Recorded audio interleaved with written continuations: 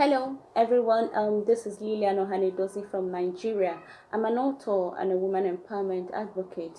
So in line with them in Time for Peace movement, I'm going to be answering some questions. Of course, we know that peace means absence of war, peace means absence of violence, peace means when there's quiet and tranquility, peace means dispute settlement without violence. So, what hope does Nigeria have in relation to peace? And if you look at the history of this country, especially in the past few years, it's not been all rosy. We've had terrorist attacks, we've had the adoption of Chibok girls. Not all of them has been rescued. Some have died. We have had a lot of displacements and insurgency and militancy in Nigeria. So when you want to look at all that is going on in relation to peace, we can say that we're not there yet, but we can get there. We're not there, but we can get there. So how are we going to get there? One is by investing in education in the country. The government of Nigeria needs to invest seriously in higher education. Malala said, with education you can kill terrorism. And that is true.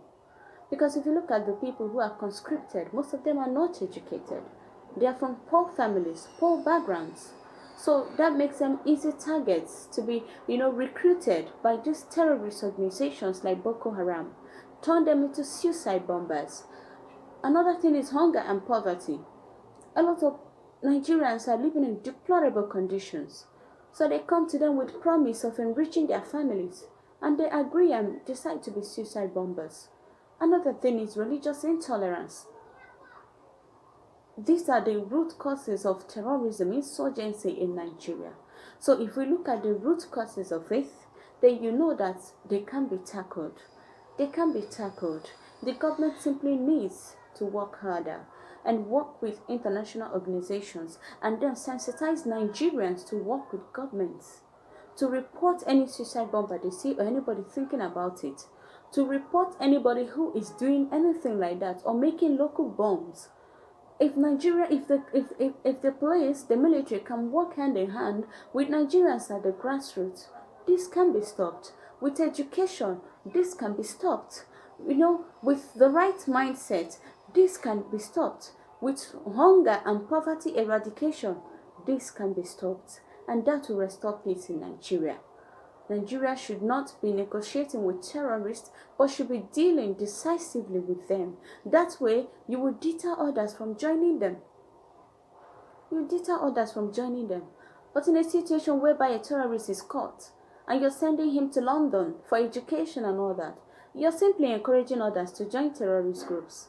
So we need a decisive way, a decisive approach to deal with terrorism if we ever want it to stop.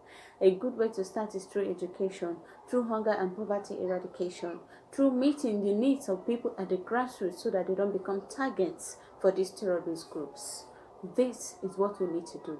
Then churches, mosques, and religious leaders need to start preaching love, need to start preaching tolerance, need to start preaching difference, need to start preaching unity in diversity. We are not the same, but we are one. We are not the same, but we are one. That I'm a Christian and you're a Muslim doesn't make me your enemy or make you my enemy. We need to start preaching tolerance, preaching difference as something that should be embraced and not something that should be abhorred.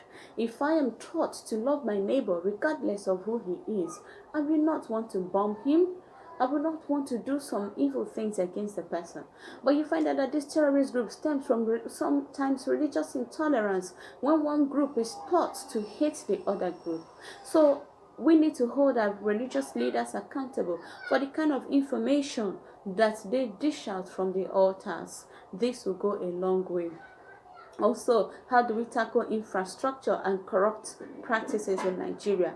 We can tackle this by electing an accountable government, a government that will be accountable to the people, and a government that will be accountable to itself, a government that will not be recycling corrupt leaders for us, where leaders who are corrupt are jailed and pay the price of corruption. If we stop celebrating corruption, if we stop recycling corrupt leaders, if we do away with ethnic politics, political godfatherism, and recycling leaders who do not work in the interest of the people, we may not be able to achieve anything. But if we do away with all of this, then we can achieve a good politics in Nigeria.